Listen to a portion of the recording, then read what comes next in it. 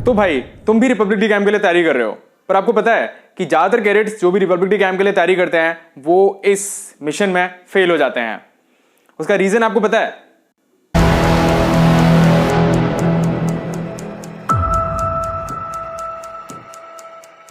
सो hey guys, मेरा नाम है अरुण और आप देख रहे हैं एनसीसी जर्नी यूट्यूब चैनल। तो आज के इस वीडियो में हम बात करने वाले हैं how to overcome the desperation for republic day camp. ये एक बहुत ही मेजर इशू है क्योंकि आपको पता है कि रिपब्लिक डे कैंप एक बहुत ही लाइमलाइट वाला कैंप है एंड ये एनसीसी का सबसे बेहतरीन कैंप भी है। ज्यादातर लोग बोलते हैं कि RDC is one of the prestigious camp of national cadet corps. तो ये बिल्कुल सही है। अब ये प्रेस्टिजियस कैंप क्यों है तो वो पहले हम देखते हैं। बहुत सारे फैक्टर्स इसके पीछे काम करते हैं। पहला तो ये है कि इसका जो प्रोसेस है, आरडीसी का जो सिलेक्शन प्रोसेस है वो बहुत ही ज्यादा लंबा है। इसमें बहुत ज्यादा टाइम लगता है, कम से कम 5 से 6 महीने लगते हैं, तब जाके आप फाइनल रिपब्लिक डे कैंप कर पाते हैं। एंड रिपब्लिक डे कैंप में आपको इतनी सारी अपॉर्चुनिटीज मिलती हैं। You will get the opportunity to meet prime minister, president, defence secretary, defence minister, army chief, navy chief, air chief, right, and many other dignitaries. इसके अलावा आपको प्रेसिडेंट को सैल्यूट करने का, राजपथ पे मार्च करने का, कर्तव्य पथ पे मार्च करने का, गार्ड ऑफ ऑनर देने का, and even youth exchange programme में सिलेक्शन देने का भी मौका मिलता है। तो आप देख रहे हैं इतनी सारी अपॉर्चुनिटीज, वो भी एक ही जगह पे और एक ही कैंप में। एंड इसके बाद में आप वहां पे अपनी डायरेक्टरेट को रिप्रेजेंट कर रहे होते हैं इन प्राइम मिनिस्टर्स रैली। यही कुछ वजह है जिस वजह से आरडीसी को one of the prestigious camp of national cadet corps बोला जाता है। आरडीसी के बहुत सारे फायदे भी हैं। ये आपके पर्सनालिटी डेवलपमेंट में बहुत ज्यादा हेल्पफुल होता है क्योंकि आप इतने बड़े प्रोसेस, इतने लंबे प्रोसेस से मेहनत कर करके हार्डवर्क करते आते हैं धीरे धीरे, तो आप कहीं ना कहीं अपने पर्सनालिटी को इंप्रूव कर लेते हैं। आप बहुत सारी ऐसी क्वालिटीज अपने अंदर इनकलकेट करते हैं थ्रू आउट द टाइम जो आपको लाइफ में आगे हेल्प करने वाली हैं। बट प्रॉब्लम कहां है?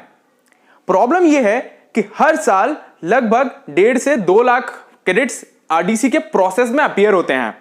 अगर हम इनिशियल लेवल से बात करें तो 1.5 से 2 लाख कैडेट्स आरडीसी के प्रोसेस में अपीयर होते हैं डिफरेंट लेवल्स पे। बट जो वैकेंसीज हैं वो होती है सिर्फ 2000 या 2500 के आसपास, right. In RDC 2023 the vacancies are 2155 for all 17 directorates. तो अब इतनी वैकेंसीज हैं एंड बच्चे पार्टिसिपेट कर इनिशियली प्रोसेस में इन्वॉल्व होते हैं लगभग 2 लाख के आसपास। तो आप देख रहे हो रेशियो बहुत ज्यादा कम है। बट प्रॉब्लम यहां भी नहीं है। जिसके अंदर पोटेंशियल है वो सिलेक्ट हो जाएगा। प्रॉब्लम यहां है कि कैडेट्स हो जाते हैं डेस्परेट बिल्कुल सनक जाते हैं आरडीसी के लिए कि मुझे तो आरडीसी ही करना है, आरडीसी नहीं करूंगा तो मेरा एनसीसी करने का कोई फायदा नहीं है, या फिर अगर आरडीसी नहीं करता हूं मैं तो मैं अपनी लाइफ में कुछ भी नहीं कर पाऊंगा। आरडीसी को कैडेट्स एक फाइनल अचीवमेंट मान लेते हैं लाइफ का। तो पहले तो आपको एक चीज समझनी होगी कि RDC is a event of national cadet corps and NCC is a subset of your life, right. तो आरडीसी मेन अचीवमेंट है ही नहीं आपके लाइफ का, एंड इवन आरडीसी एनसीसी का भी मेन अचीवमेंट नहीं है। किसी ने जस्टिफाई किया है कि RDC is the final achievement? No. तो आप कैसे कर सकते हो? तो जब तक कैडेट्स या फिर हम लोग इसका डेस्परेशन खत्म नहीं करेंगे, एंड इवन इसमें थोड़ा सा जो कमी है वो सीनियर्स की भी आती है कि इसको इतना बढ़ा चढ़ा के हर चीज बताई जाती है कि आरडीसी नहीं करोगे तो कुछ भी नहीं, कोई फायदा नहीं है, एनसीसी ज्वाइन करने का कोई फायदा नहीं है। बट बिलीव मी, एनसीसी के अंदर बहुत सारे कैंप्स हैं एंड हर एक कैंप्स के डिफरेंट लर्निंग्स हैं। एंड ऐसा बिल्कुल भी नहीं है कि आप एक दूसरे कैंप को आपस में कंपेयर करने लग जाओ कि नहीं ये कैंप बेटर है, ये कैंप अच्छा नहीं है, ये कैंप बुरा है। तो भाई पहले एक चीज समझनी पड़ेगी कि हर एक कैंप के अपने बेनिफिट्स हैं, अपने लर्निंग्स हैं और उसका अलग डिफरेंट प्रोसेस है। अगर तू आईएम अटैचमेंट जा रहा है तो वो अलग कैंप है, आरडीसी अलग कैंप है, राइट। एएफए अटैचमेंट जा रहा है तो अलग है, वो ओटी अटैचमेंट जा रहा है तो अलग है। तो हर एक कैंप का मोटिव अलग है, लर्निंग्स अलग है एंड एक्सपीरियंस अलग होगा। जो तुम एएफए अटैचमेंट के अंदर एक्सपीरियंस करोगे वो आरडीसी के अंदर कभी एक्सपीरियंस नहीं कर सकते, राइट। तो डेस्परेट नहीं होना है आरडीसी के लिए, क्योंकि जब आप डेस्परेट होते हैं तो हमारा जो फोकस होता है ना वो होता है रिजल्ट के ऊपर। दैट मीन्स हम बन जाते हैं रिजल्ट कॉन्शियस, और जब हम रिजल्ट कॉन्शियस होते हैं तब हमारा रिजल्ट खराब आता है क्योंकि हम फिर प्रोसेस पे फोकस नहीं करते हैं। वो आपने एक बहुत ही अच्छी लाइन सुनी होगी कि सफर का मजा लो, मंजिल में क्या रखा है।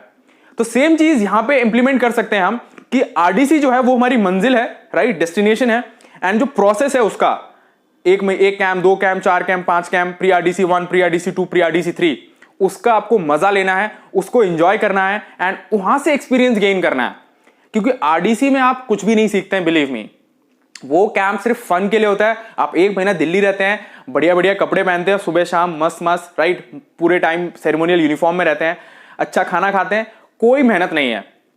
बट उससे पहले का जो प्रोसेस है वो इतना ज्यादा हैक्टिक होता है, वो आपको टफ बनाता है मेंटली और फिजिकली, राइट। तो अगर आप अपने दिमाग में डिस्परेशन बना के रखेंगे ना कि मुझे आरडीसी के लिए सिलेक्ट होना है, और कुछ कैडेट्स तो इतने हाई लेवल वाले होते हैं, वो इनिशियली एकदम डिस्परेशन बना लेते हैं अपने दिमाग में, मुझे तो राजपथ ही चलना है, मुझे तो कर्तव्य पथ पर ही चलना है, या फिर मुझे तो ऑल इंडिया बेस्ट कैडेट ही बनना है। पहले एम करो आरडीसी में जाना है, राइट। पहले एम करो आरडीसी में जाना है, देन आप अपने पोटेंशियल के हिसाब से डिफरेंट इवेंट चूज कर सकते हो। अगर आप अभी से इतना हाई एम लेके चलोगे कि मुझे राजपथ पे ही चलना है, मुझे कर्तव्य पथ पे कमांडर ही बनना है, बस इसके अलावा मैं कुछ भी नहीं करूंगा, बिलीव मी आप बहुत सारी अपॉर्चुनिटीज को मिस कर देंगे एंड चांसेस इतने ज्यादा हाई होंगे कि आप आरडीसी में भी सिलेक्ट ना हो पाए। तो ये जो डेस्परेशन है, इसको कैसे ओवरकम किया जा सकता है? बहुत ही सिंपल सा तरीका है।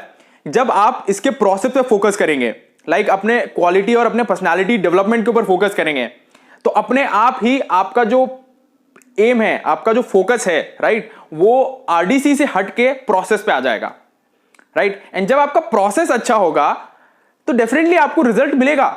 दिल्ली जाना is a by product of these 6 camps, that is inter battalion competition, inter group competition, then pre RDC 1, pre RDC 2 and pre RDC 3। ये जो 5-6 कैंप्स है, इनका बाय प्रोडक्ट होता है रिपब्लिक डे कैंप। तो भाई वो तो तुमको अपने आप मिल ही जाएगा। उससे पहले ये जो प्रोसेस है ना, इस पे फोकस करना स्टार्ट करो। तो आप में से जितने लोग भी आरडीसी के लिए प्रिपेयर कर रहे हैं, तो आपको डिस्परेट नहीं होना है यार, क्योंकि डेस्परेशन से हमेशा काम बेकार होता है, राइट। आप कोई भी चीज देख लो अपनी लाइफ में, अगर आप डेस्परेट हो रहे हैं किसी भी चीज के लिए, तो आप प्रोसेस पे फोकस ही नहीं कर पाएंगे और आपका सब कुछ खराब हो जाएगा। तो हमको रिजल्ट ओरिएंटेड बनना है, ना कि रिजल्ट कॉन्शियस। जब हम रिजल्ट ओरिएंटेड होते हैं, तब हम अपने फोकस, जो हमारा फोकस होता है वो होता है प्रोसेस के ऊपर, राइट। और जब हम रिजल्ट कॉन्शियस होते हैं, तब हमारा फोकस होता है रिजल्ट के ऊपर। तो रिजल्ट की चिंता मत करो। काफी सारे लोग सोचते रहते हैं क्या होगा अगर मैंने आरडीसी नहीं कर पाई तो, क्या होगा अगर मैं राजपथ नहीं चल पाया तो। कुछ नहीं होगा यार, जहां हो वहीं रहोगे, कोई तुम्हें जेल में नहीं डाल देगा, ठीक है, देश निकाला नहीं दे दिया जाएगा, एनसीसी से बाहर नहीं निकाला जाएगा, राइट। क्योंकि 3 साल के बाद तुमको वापस उसी लाइफ में कम बैक करना है जिसमें तुम पहले थे, ठीक है। तो एनसीसी को अपने लाइफ का एक छोटा सा पार्ट बना के रखो, ना कि अपनी लाइफ को एनसीसी का पार्ट बना दो। Got it? दोनों बातों में अंतर है। एनसीसी को अपनी लाइफ का पार्ट बनाना है, ना कि अपनी लाइफ को एनसीसी का पार्ट बनाना है। तो अगर आपको ये वीडियो पसंद आया हो तो इसको आप अपने फ्रेंड्स के साथ एंड अपने जूनियर्स या फिर सीनियर्स जो भी रिपब्लिक डे कैंप के लिए प्रिपेयर कर रहे हैं, उनके साथ शेयर कर सकते हो। एंड बहुत ही अच्छे इंसाइट्स मिलेंगे उनको, एक क्लैरिटी मिलेगी, राइट, एक out of the box approach मिलेगा उनको कि कैसे हमको चीजों को देखना है। एंड बाकी अगर अभी तक आपने इस चैनल को सब्सक्राइब नहीं किया है तो do subscribe by pressing this subscribe button. And मिलते हैं फिर नेक्स्ट वीडियो में।